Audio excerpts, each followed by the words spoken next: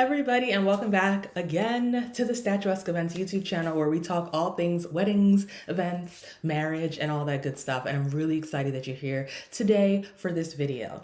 Now, today we're going to be talking about preparing for the holidays as a newly engaged or a married couple. All right, so we're going to talk about a few things, just 3 quick tips to help you to prepare for this holiday season and maximizing it. Again, whether you're engaged and you're planning to get married next year or the year after, or if you were just recently married. All right, so I'm really excited about these. Before we get too far, I want to introduce myself. My name is Faye Shola, and I'm the owner of Statuesque Events. We are a wedding and event planning company based in the DC metro area, but we do weddings all across the United States and international. We've got a couple events in Europe next year. We've done events on the West Coast, Texas, Connecticut, of course, the DMV, New York, Florida, and so many other places in between. And we love producing beautiful, modern, multicultural weddings everywhere that we go. Now, in addition to that, I'm also a coach to wedding and event planners through my program, Planners Who Profit. We're really excited about everything happening there, seeing people just break into the high end in luxury markets and their businesses. And we've got so many programs to explore, be it our live events in April or joining the accelerator program. Now, everything about working with us, either as a couple or as a coach, is in our description. So make sure you visit the description in this video, browse options, and to connect with us. All right. There are free resources and paid resources. Make sure you explore them all and find the right one for you. Now, today, the topic is maximizing this holiday season, things to do this holiday season as a new or a newly engaged or newly married couple. Now, one of the things that I always notice is different about every couple is how much you want to talk about the wedding, right? When you're around your friends and your family, do you want to talk about the wedding all the time? Or are you just like, you know what? I just kind of want to have a set amount of time to talk about the wedding, and then I want to focus on other things.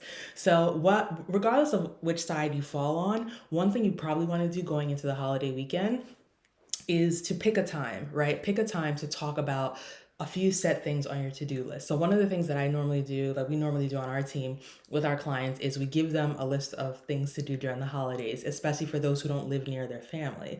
So when you're home, under the same roof with your mom, with your dad, with your cousins, with all these people, these are some things you want to figure out, right? Before you leave, like have a set list of, hey, we need to know how many people want to do this or how many people want to do that, and just kind of leave with some answers. The reason that it's a good idea to set aside a specific time to have these meetings is, number one, so that, wedding planning doesn't take over the holidays. One thing that I always say is that the reason you hire a planner, the reason you hire someone like us, is so that you can continue to live your life, even though you have a wedding coming up, right? So just set a certain amount of time, maybe an hour and a half for a family meeting, depending on how many things you want to discuss, and just say, hey, these are the things I want to get answered, right? And have a pre-prepared list of questions to discuss. That way, that when you leave, you've gotten most of your questions answered and you're like relieved, right? Not so much that you just talked a lot but didn't land on anything. So going in prepared and saying, hey, these are the things I need to know from you in order to continue the wedding planning is a good thing. And then just kind of setting up a set time, like, hey guys, like, can we just chat for an hour, the day after Thanksgiving, or maybe an hour the day after Christmas. I just want to talk about a few things about the wedding, and then we can go back to our community service activity or going to see our aunts and uncles or whatever the case is. That's one thing that I definitely recommend, because there's certain things that you will want to get answered, right?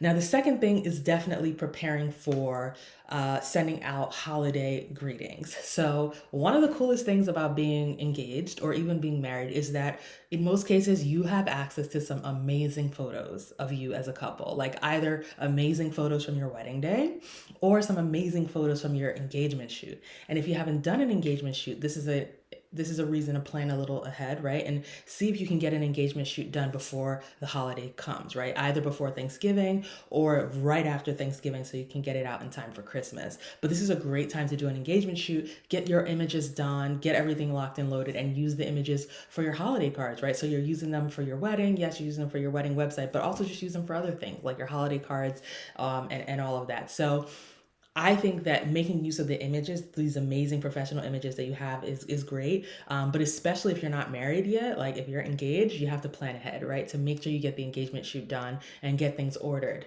Every single year, without fail, I receive I receive greetings, holiday greetings, after the holiday has already passed, which is okay. I don't mind it, but the truth is that you probably want to get your holiday greetings out earlier, so you want to plan in advance, right? See if you can get a shoot done during November or even before then, so you have plenty of time to pick your images, get things stuffed, and get them mailed off to your loved ones. All right, so these are things you want to think about as you're preparing for the holidays, right now as a married or engaged couple, because people want to see pictures of you guys together. People want to see your engagement shoots. They're happy for you. They love you, and so that's something you want to consider. That said, you probably only want to send greetings with your engagement photo on it to people who are invited to the wedding.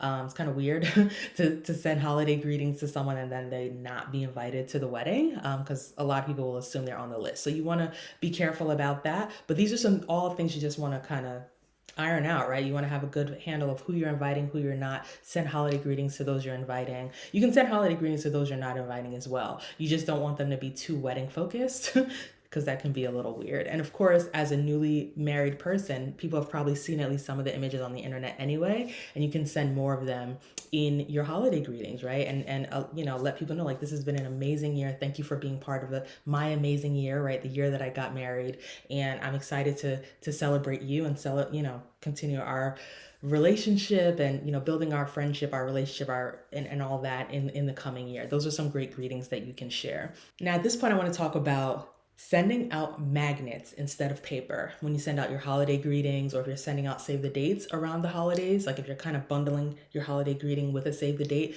you definitely want to choose a magnet. And I mean, I know that magnets cost more than paper, they do, but it's definitely worth the expense. And especially around this time of year. The reason is because so many people are getting so many holiday greetings. People are getting holiday greetings from their car dealer, from their realtor, from their lawyer, from their friends, from other people that they work with in business, from people at work. And when you send paper, it kind of does get lost in the shuffle of everything else. And for those people who are very anti-clutter, who just kind of like throw everything away right after the holidays, your save the date, right, or your holiday greeting kind of ends up in that pile. But when you provide a magnet is really cool. It just gets to go on the fridge. Most times when you send someone a magnet, they keep it for years. I have magnets on my fridge from weddings that I worked on over 5 years ago, right? Because it sticks. It's there. It's not hurting anything. And in some cases, I can even use it to hold something else up that's not a magnet. So the more you send magnets, the longer the shelf life is. And especially when you're sending out like your save the dates, when you're sending out